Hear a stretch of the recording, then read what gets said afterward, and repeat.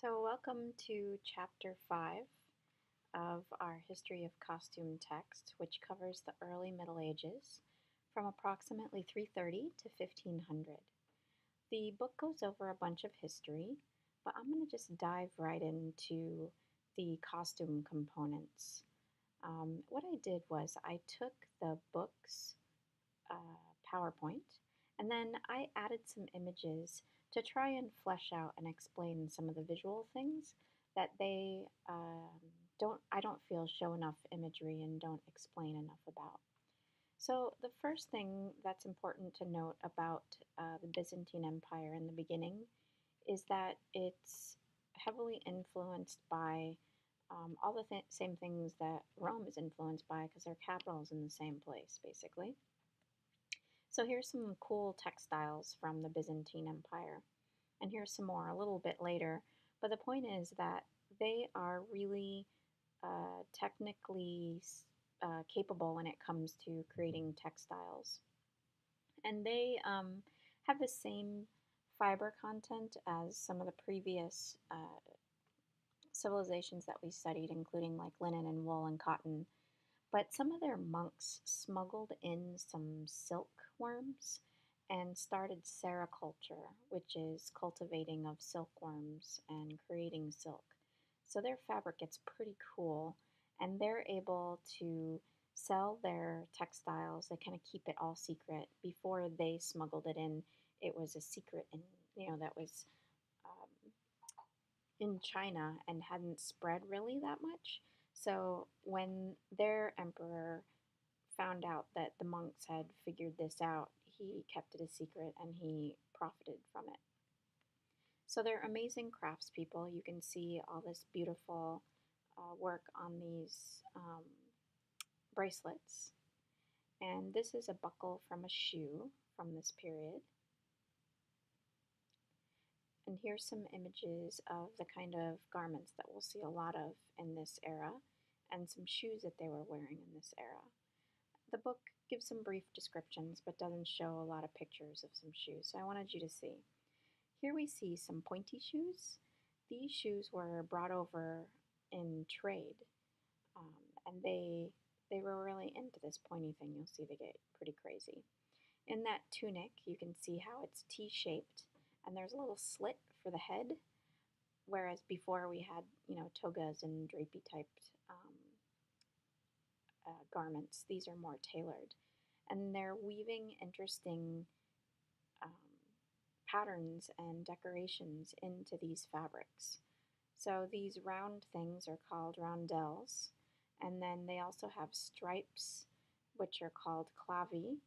And they have some other little rectangular or star-shaped decorations that are called segmenta or segmente. And the clavi and the segmente, they're um, they're woven into the fabric instead of being applied. So here's a bunch of really cool tunics from the era, and you can see the different shapes. So at one point we'll see these really skinny arms, and then we see these skinny armed kind of tunics being worn underneath these over tunics with the wider sleeves. So there's like a layering happening. This one is a children's tunic with a little hood, which we'll talk about some more later. So they start moving away as they get, fancier with their work. And instead of just having a slit, the necklines start to be changed. This is a mummy, a real guy from the period wearing the outfit. Here's some more detail from some papers and some scholarly journals that I found that show the intricate weaving and patterns that they were using during this era. Here's an image of a tunic, and again you get to see the shape of it. We're still calling it T-shaped because the arms stick straight out to the sides, but this has some other interesting construction that we hadn't seen as much before. So what's being shown here is that this garment has a seam in the side and it's curved under the arm. And then there's also a seam here and here where the fabric wasn't wide enough. So they cut the sleeves and this gore, this triangular shaped piece, out of the fabric and then tacked it on to get the whole shape that they want. So the fabric wasn't, the fabric was rectangular in shape, and they're cutting all these pieces out of it. Also, there was trim applied. So in the previous tunics we saw the clave and the segmenté and the rondelles, all of that was being woven into the fabric. But here, some of these are being applied. So that right here we have some trim that was covering up one of the seams. And then we have here, you can see the seam. This is that triangular shape that they were putting into the hem of the garment to make the sweep or the bottom hem fuller. And then you can also see some stitching here from when they were sewing on appliques to the garment. Applique just means taking a separate piece of fabric and applying it to another piece of fabric. And here we have different kinds of stitches. So what they did to finish off the neckline was they took a strip of silk, we're calling it silk tape, and it was woven in such a way that it could bend around curves. And then they stitched that onto the garment to hide the raw edges, and then they folded the edge of the tape under too to hide its raw edges, and they stitched all that on. So in this diagram, this would be the tunic, and the raw edges where it was cut are tucked in. And then this is the silk tape, and again they tuck them in, so the raw edges are facing each other, and this silk is covering up. So this piece here is covering up all the raw edges inside so that they don't come unraveled, and it gives a nice, clean, pretty finish. We'll talk more about this later, but this shows a form of armor that started to appear in this time period. But I just wanted to point here, I found an image of a guy who was wearing what are called hose. We'll see some more pictures of them later, but they're basically like socks, and they tie them on underneath their tunic. Here we have a carryover from a previous era, and they're wearing pallium or lorem. So it's a long, heavily jeweled scarf. And at first, up here, it kind of looks like it's wrapped around, so it comes over the shoulder and then around. And then later, they become more tailored. So here it looks like it could possibly be stitched in a Y shape, and here it looks like it's two pieces that are stitched together. So a pallium started off as or pallium started off, or a lorem started off as a scarf, and then it became a more structured garment because the drape kind of falls off the shoulders. So by structuring it, they got it to stay. So here we have some women, and on the far right, they're wearing a dalmatic tunic, which is a long, wide sleeve tunic that's decorated with all kinds of things like clave and segmenté, and it's worn over an under tunic that's more closely fitted. And then they're also wearing veils over their heads that drape over their shoulders. Those are called palla, just like they were in the last century that we were talking about. The men are still wearing the paludamentum, which are kind of like a cape that goes over one shoulder, and then it's fastened with a brooch. Sometimes the brooches are really elaborate. And then in the lower right, you see the men who are wearing those paludamentum have a big rectangular square there, and it's contrasting. It's a different color from the rest of their paludamentum. That is called a tablion.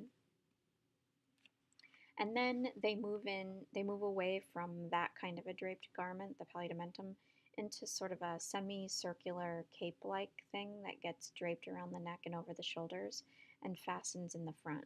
So you can see here when it's laid out flat, it's like a half circle shape. And they take this flat edge, and so the neck, the back neck would be right here, and then they wrap it around to meet in the front. Again, they have, and we see this for, a few centuries, they are skilled craftsmen, and they are decorating their pieces with some very elaborate beading and embroidery and nice fabric, crowns, all kinds of things. This is a brooch or a mantle clasp. Later we'll see that it's also called an affiche or a fermé, so we'll look at that in a minute. So we have differences in the way people are dressed. Usually, it has something to do with the length of the tunic. But here, these are some important people. So we've got an empress in the middle, and she's wearing purple, which is a sign of royalty. And we have them wearing their paludamentum with their tablion here, and their paludamentum are being held together with a brooch.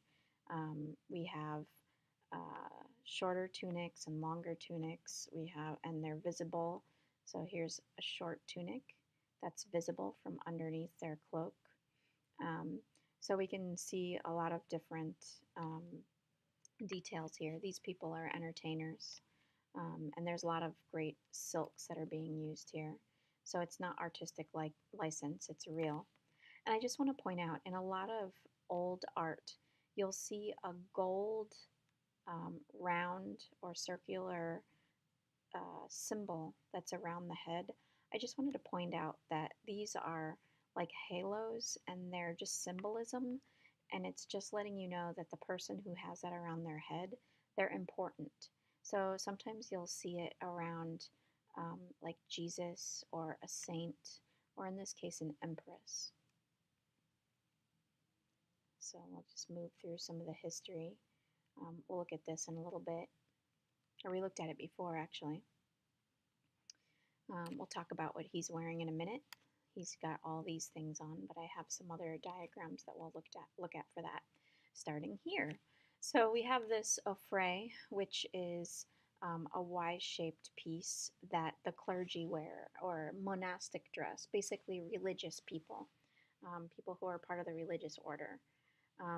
So this cape-like thing that they're wearing, that's called a chasuble, and there are these little things that hang over their arms. Those are called maniples. And then this long tunic that they wear under the chasuble, that's an alb. It's a long white tunic, and it has a slit in the top of the head like we saw earlier. It's usually tied with a belt, and it usually has narrower sleeves. And then around their neck, they have this strip of fabric that's called a stole. Here's an image of a chasuble from the 12th century. So you can see how they seamed the silk together because they were weaving it very narrow on narrow looms. And then they're also tailoring in contrasting colors and embroidering with beautiful gold thread. And then I have a modern version of it so you can see how the guy's wearing it. So a chasuble, and underneath he has a white alb. So these are traditional, and they carry through the ages. I also found a modern diagram, probably for like kids to look at in Sunday school or whatever. And then, so this is not primary, whereas this is primary. This is an image that was created during the period that we're talking about. I'll talk about some of these other things that they're wearing in a minute. Okay, so it talks more about the history and the political climate and things like that, but I want to go straight into the garments because that's my interest. So here we have a depiction of an angel, and he's wearing what's called an open mantle. It's like a cloak. And here we have a closed mantle. So this one wraps around, and this one has, the blue, has like a slit for her to put her head through, and it's a little bit shorter in the front so she can put her arms through. Underneath that, she's wearing a tunic, and underneath that, she's wearing an under tunic, and on her head, she has a veil. And again, you see they have these orbs around their head. That's just to symbolize like a holy glow. Just so you know, that is not a part of costume. So these are holy men, and that's why they have these things around their heads. But the king here is wearing a fur-lined open mantle, which is fastened up here at the neck with a brooch. He's wearing hose, and then he's also wearing leg bandages, which are called gaiters. And then one thing that easily distinguishes a holy man or a cleric or someone in the monastic discipline is this tonsure, which is the kind of haircut that they have, where they shave the top of their head. They're also wearing cowls, which are some fabric draped around their necks that can be pulled up over their head and worn as a hood. Here we have another depiction of a king wearing a mantle that's got some fur trim on it.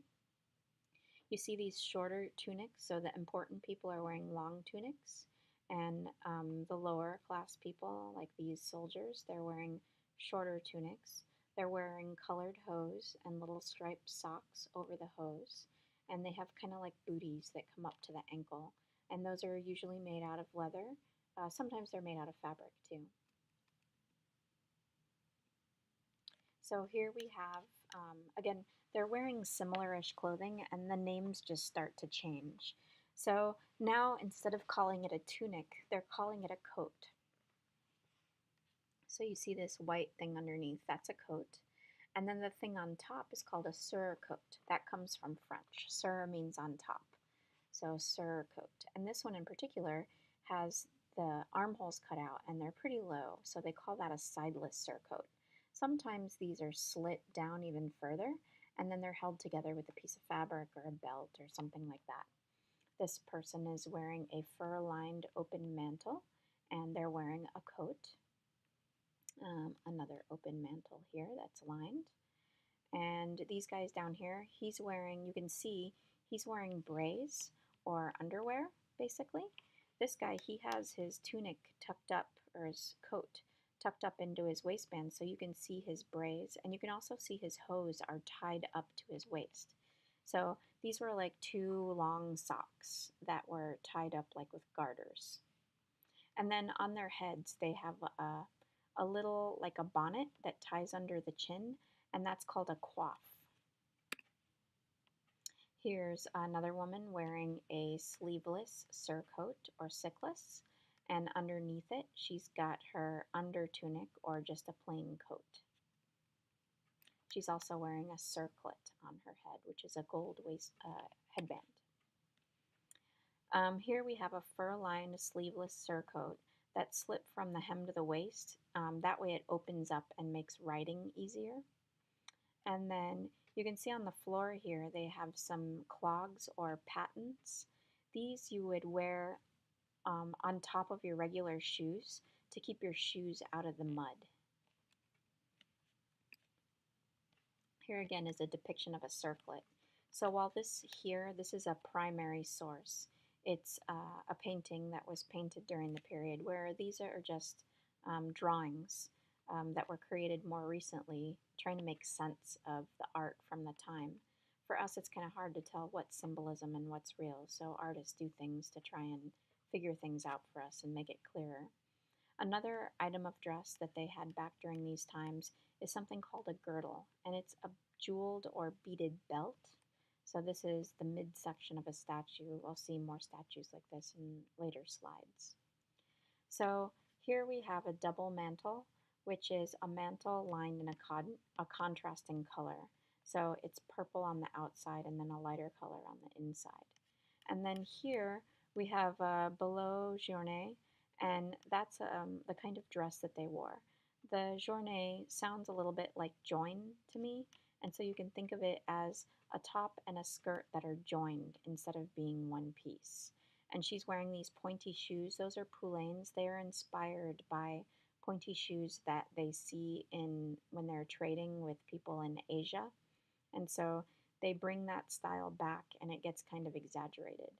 Also notice that the sleeves are slim fitting to the elbow and then they kind of bell out. And these are super exaggerated. So they're slim fitting to the elbow and then you can see they have an under tunic that comes down. But then their over tunic or their surcoat has really big draping sleeves. So here's a billow. Instead of being a billow journée, so it's not joined, it's just one piece. And she too has the fitted sleeves with the big bell out at the elbow. Here is a real tunic, not just a painting of one from mid-1100s. And this belonged to the son of an emperor. And it was discovered in the late 60s in a tomb. And so you can see it's tunic shaped. It's got some gores or some box pleats here that would allow him to ride. And then it's got that same style of arm where it's slim fitting and then bells out at the bottom. Here we have some headwear. So a fillet is, it says fillet, but it's French. A lot of these words are French. So filet, like a filet o fish, or yeah, filet o fish, or filet mignon. It's just a standing band of linen, so it's starched. So instead of a crown, there's these bands that are standing here, kind of like an old nurse's uniform or like the habit that a nun would wear. And then they have a barbette, which is another thing that nuns still use. A barbette is this piece of fabric that passes usually from under the fillet, and it goes from around the temple, like over the ear, and then it passes underneath the chin and then connects back on the other side over the ear or under the chin. So here we can see a barbette, and here we can see a barbette and a fillet. So fillet, barbette. We also have a wimple, which is a white linen scarf that covered the neck. So that's this wrinkly thing. So the barbette is slimmer and the wimple covers more of it. So it's still worn similarly from temple to temple. This one looks like it's going back further. She's just from a different place. You can also see, it's kind of rarely seen, but you can also see that she's wearing jewelry. So she has rings down where we typically wear them and then up a little higher. So anyway, this wimple here is usually under the neck, and it's usually worn with a veil. And this painting's really cool. You can see the thinness of the linen. You can see the selvage or finished edge where when they were weaving it, the shuttle turned around and finished the edge of the fabric. If you're in textiles or even if you're in Fash124, we talk a little bit about the weaving process, and so you'll know what I'm talking about. But you can also see how thin it is because you can make out the difference between her skin under there and then the headdress that she's wearing underneath the veil. You can see the little pin that she's using to hold the veil in place. You can see that after this veil was laundered, it had been folded because you can see the crease marks. So this is a really cool painting that shows you a lot of detail. So I'll just skip these over and we'll get into detail over here. Oh, this is interesting. Um, just a reminder that the garments are kind of staying the same as we're moving through these centuries pretty quickly, and they just kind of change the terminology a little bit. So they're still wearing this underwear that they're calling braise. They're wearing a linen chemise. Again, that's French. That just means an undershirt. And then over this, a guy would wear an under tunic or a coat. And then on top of the coat, they'd wear a surcoat. And again, sur means on top of. So a surcoat or an outer tunic.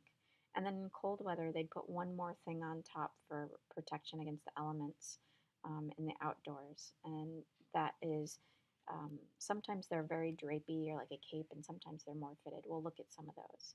And then again, just this was a cool close-up of a shoe from the 14th century. You can see the stitching and you can see how they're shaping the sole. You can see that there's some patterning in the leather. So I just thought that was interesting. These pointy shoes are those ones that I was referring to earlier that are knockoffs of what they were seeing in Asia. They're called poulains or krakow. There's another name for them too that's escaping me right now.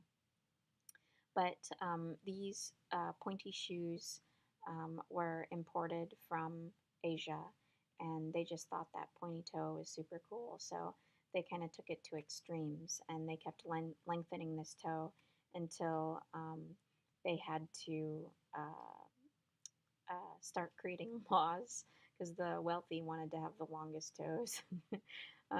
So the less wealthy weren't allowed to have their shoes so long.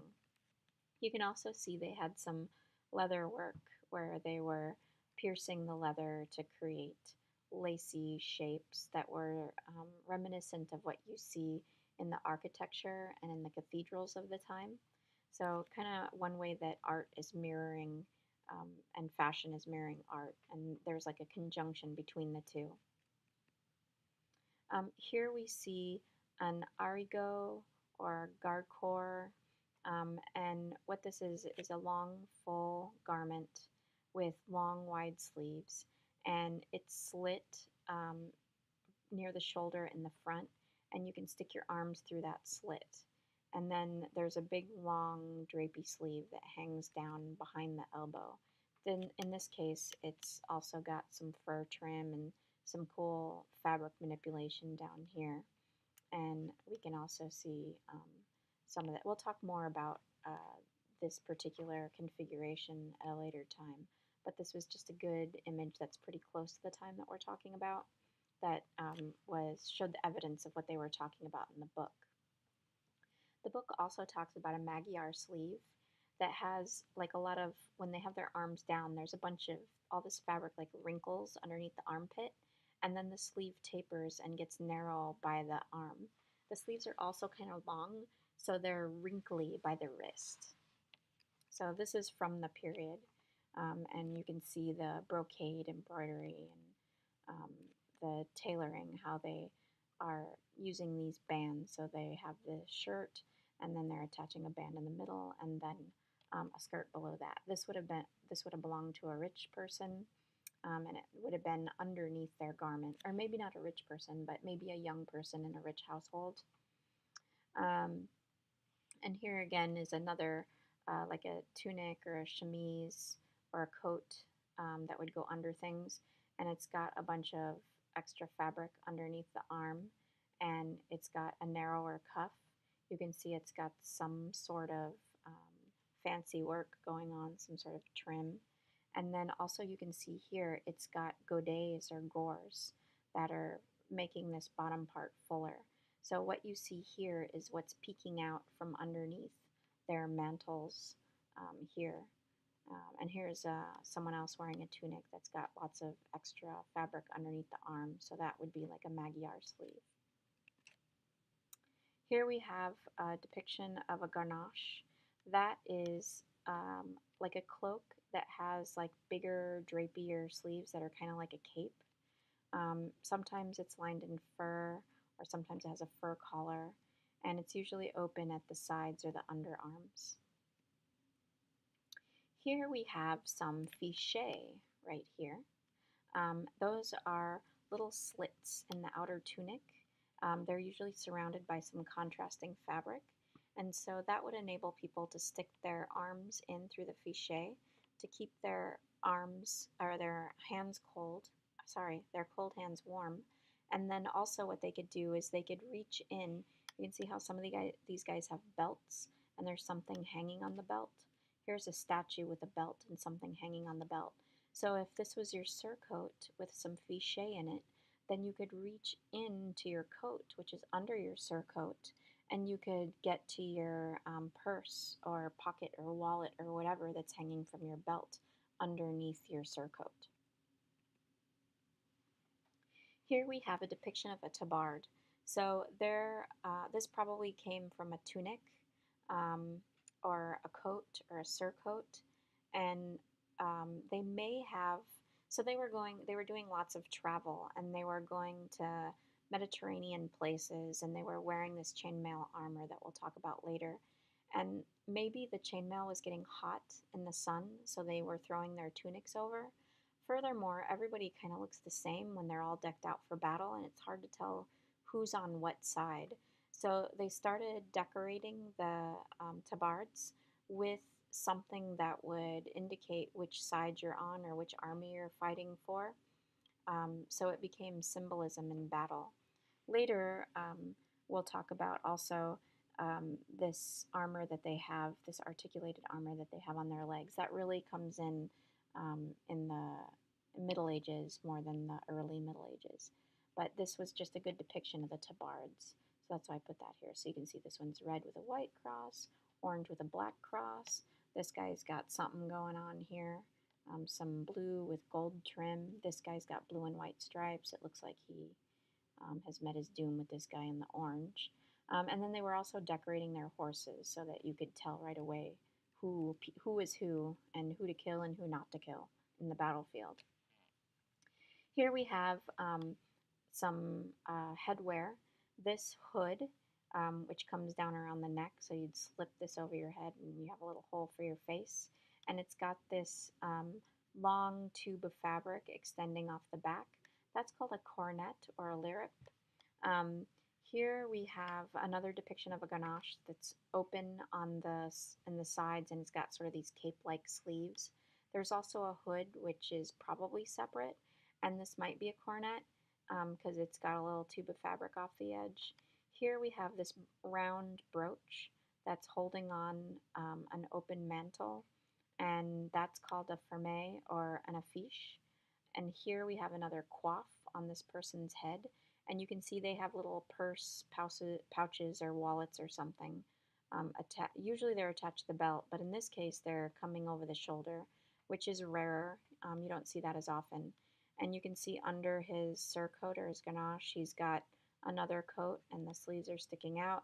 And then underneath that, he's got some hose. And you can see the same kind of things happening over here with these guys. This is a close-up of a fermé or an affiche. It's, again, a pin that's used to hold the mantle closed. This one you can see it's jeweled, and it's got some really nice filigree work here. It's got the sharp point to stab through the fabric because, like I said, the mantles could be lined or even fur-lined. This is the mail I was telling you about. It's a bunch of little loops that are linked together, and this is for to be worn for protection. So if you're wearing this chainmail, it's harder for weapons to penetrate, and so therefore you have a better chance of survival. So this picture is in your book, and then here's another one that didn't fare so well. And this is a modern recreation, but it just did a good job of sort of showing. There's more than one configuration for these, the way these chains, the way these loops are fit together, but basically it's interlocking little metal rings, and it allows for flexibility instead of just like a solid piece of wood or metal. And one place that we got a lot of information about what was being worn in battle was this really long tapestry from the 11th century. There's a battle that happened in 1066, and it was the Battle of Hastings. And by 1077, they had this like 225 or 230 foot long tapestry that's linen, and it's embroidered with dyed wool yarns. Um, and they depicted the whole battle, and there's words on there saying who's who and what's happening, and you can see this whole um, scene, like many scenes that are leading up to this battle. And here's some close-ups of that Bayeux tapestry that's on display in a chapel in Bayeux, France. And so here you can see this guy from the tapestry, and this stuff is supposed to depict the chainmail. And you can see that they're also wearing hoods made out of the chainmail to protect their necks and their heads. And then the chainmail is also split open, so you can see how they're riding a horse. So it's a long shirt, but it's split open to allow them to ride this horse and still protect their whole torso and their upper thigh. And then they also had these things called chausse that cover their lower part of their leg and protect them in battle there too. So your book gives a visual summary. So again, the Bayeux Tapestry is a primary source because it was created by people who were there. Oh, by the way, this long chainmail shirt that's split, it's called a hauberk or a burnous, and it's, like I said, about knee length and split open. So this Bayeux Tapestry is a primary source because it was created by people who were living during this time, and this is their eyewitness account. Things could be painted, or they could be sewn, or done in art some kind of way. And then this, that's in your book, this visual summary, this is an artist's recreation based on primary sources that are harder to read. They try to make something realistic and that makes more sense to our modern eye so we can understand how things are being worn. So this gives you kind of a timeline so you can see early on they looked a lot like the Romans, and then it starts changing as there's trade and just change. You know, it's a few centuries. So here we start in the 6th century, and by here we're like 600 years later. Um, so there's a list of costume terms that you want to familiarize yourself with that are in the book. I went through them in this PowerPoint. There may be some things that I didn't cover. I'm looking through. I think I covered them all.